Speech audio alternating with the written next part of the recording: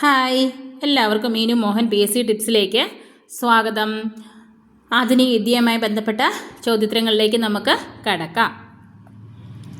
ഹൈദരാലിക്ക് മുമ്പ് മൈസൂർ ഭരിച്ചിരുന്ന ഭരണാധികാരി ആരാണ്? ഹൈദരാലിക്ക് മുമ്പ് മൈസൂർ ഭരിച്ചിരുന്ന ഭരണാധികാരിയാണ്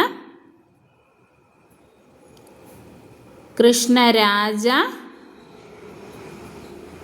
വേഡയാർ. കൃഷ്ണരാജ വേഡയാറാണ് ഹൈദരാലിക്ക് മുമ്പ് മൈസൂർ ഭരിച്ചിരുന്നത്. രണ്ടാം മൈസൂർ യുദ്ധകാലത്തെ ബ്രിട്ടീഷ് ഗവർണർ ജനറൽ ആരാണ്? Warren hosting.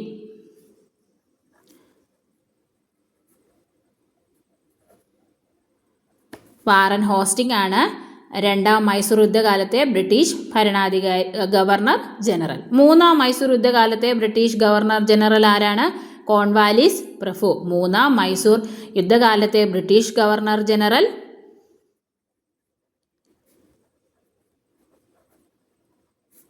കോൺവാലിസ് പ്രഭു ആണ് മൂന്നാം മൈസൂർ യുദ്ധകാലത്തെ British governor general.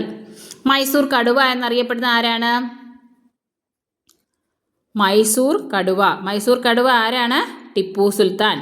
Tipu സുൽത്താനാണ് Mysore കടുവ എന്നറിയപ്പെടുന്നത്. ഫ്രഞ്ച് വിപ്ലവകാരികളുടെ ജാക്കോബിയർ ക്ലബിൽ അംഗമായിരുന്നത്. ഏത് ക്ലബിലാണ് അംഗമായിരുന്നത്? ജാക്കോബിയർ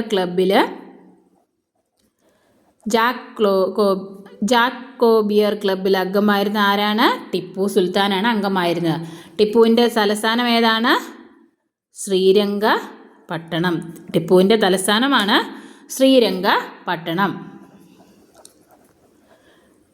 ശ്രീരംഗപട്ടണമാണ് തലസ്ഥാനം. ശ്രീരംഗപട്ടണത്തിൽ ഫ്രഞ്ച് പതാക നാട്ടാനും സ്വാതന്ത്ര്യത്തിൻ്റെ മരം നടുവാനും അനുവാദം നൽകിയ സുൽത്താൻ ടിപ്പു സുൽത്താൻ. എവിടെയാ? ഫ്രഞ്ച് പതാകയാണ്. ഏത് പതാകയാണ്? ഫ്രഞ്ച് പതാക നാട്ടാനും സ്വാതന്ത്ര്യത്തിൻ്റെ മരം നടുവാനും അനുവാദം നൽകിയത് ഏത് സുൽത്താനാണ്?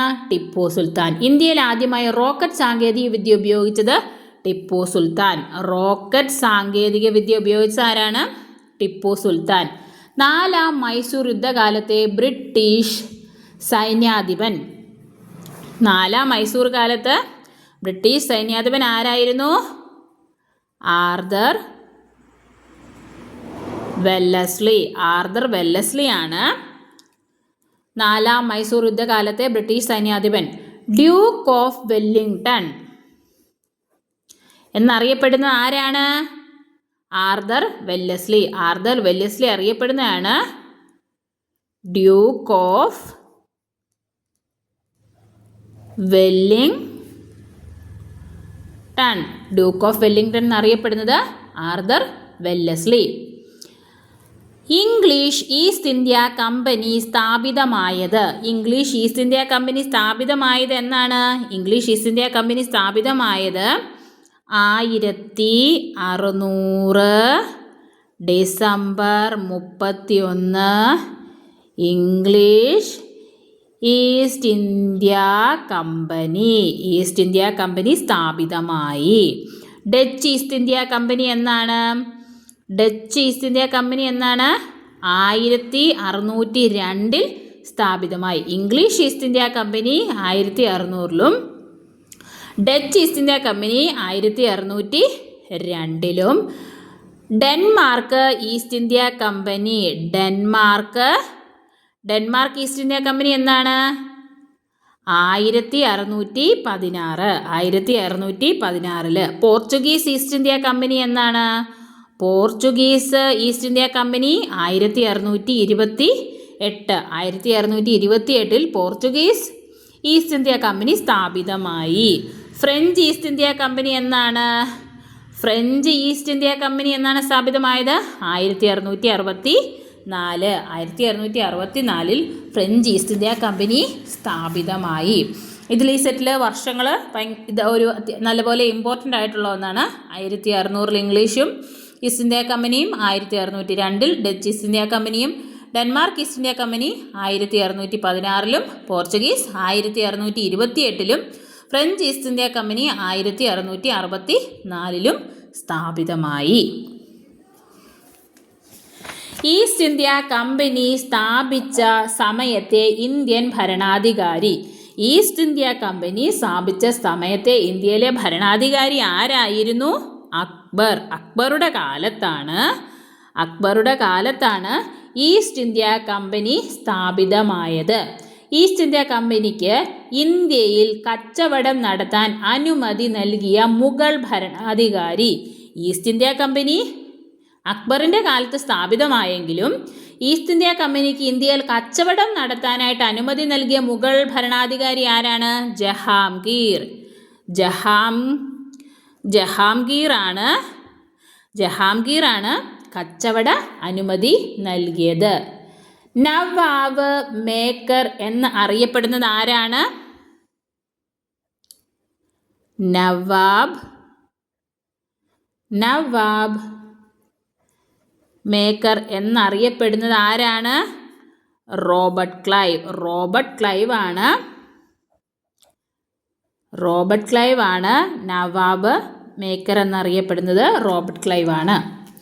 എനിക്ക് 2000 പട്ടാളക്കാരെ അയച്ചു തരിക, ഞാൻ ഭാരതത്തെ പിടിച്ചെടുക്കാം. ഇതാരുടെ വാക്കുകളാണ്?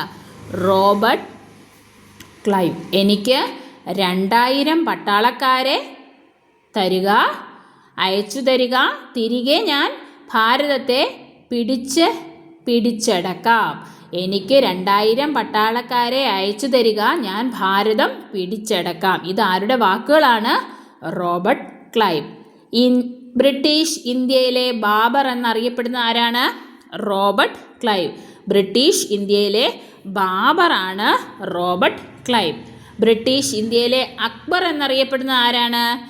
ബാബർ എന്നറിയപ്പെടുന്നത് ആരാണ്? Robert Clive. അക്ബർ എന്നറിയപ്പെടുന്നത് ആരാണ് ബ്രിട്ടീഷ് ഇന്ത്യയിൽ? റിച്ചാർഡ്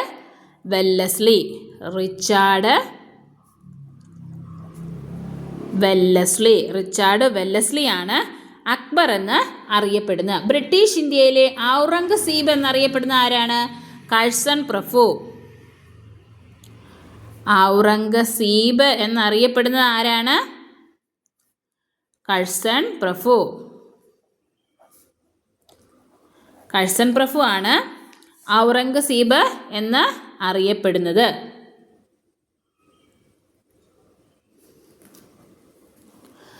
ബംഗാളിൽ ദ്വിഭരണം നിർത്തലാക്കിയ ഭരണാധികാരി വാറൻ ഹോസ്റ്റിംഗ്. ബംഗാളിൽ ദ്വിഭരണം നിർത്തലാക്കിയ ഭരണാധികാരി ആരാണ്? Warren Hastings. ദ്വിഭരണം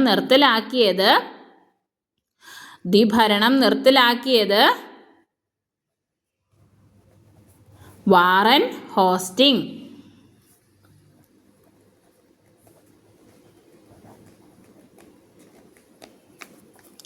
British parliament impeach ചെയ്ത ആദ്യത്തെ ഗവർണർ ജനറൽ വാറൻ ഹോസ്റ്റിങ്ങിനെയാണ് ബ്രിട്ടീഷ് പാർലമെന്റ് ഇംപീച്ച് ചെയ്തത്.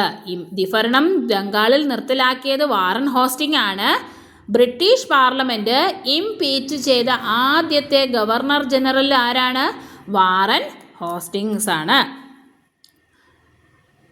റിംഗ് ഫെൻസ് എന്ന നയത്തിൻ്റെ ശില്പിയായ governor general Warren hosting.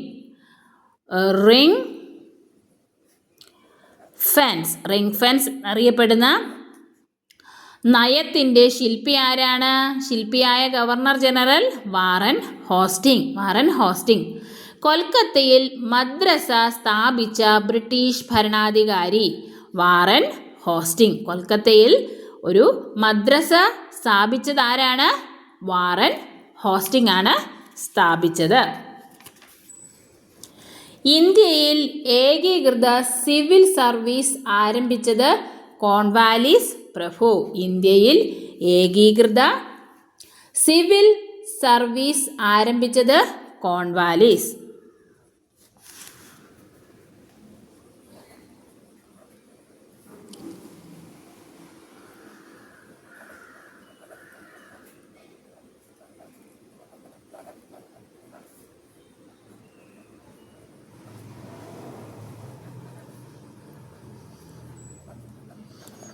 Cornwallis പ്രഭു. ഇന്ത്യയിൽ ക്രിമിനൽ കോടതികൾ സ്ഥാപിച്ചത് കോൺവാലിസ് പ്രഭു. കോൺവാലിസ് പ്രഭുവിനാണ്. ക്രിമിനൽ കോടതികൾ സ്ഥാപിച്ചത് ആരാണ്? ക്രിമിനൽ കോടതികൾ സ്ഥാപിച്ചത് കോൺവാലിസ് പ്രഭുവാണ്. ക്രിമിനൽ കോടതികൾ ഇന്ത്യയിൽ സ്ഥാപിച്ചത്. Thank you.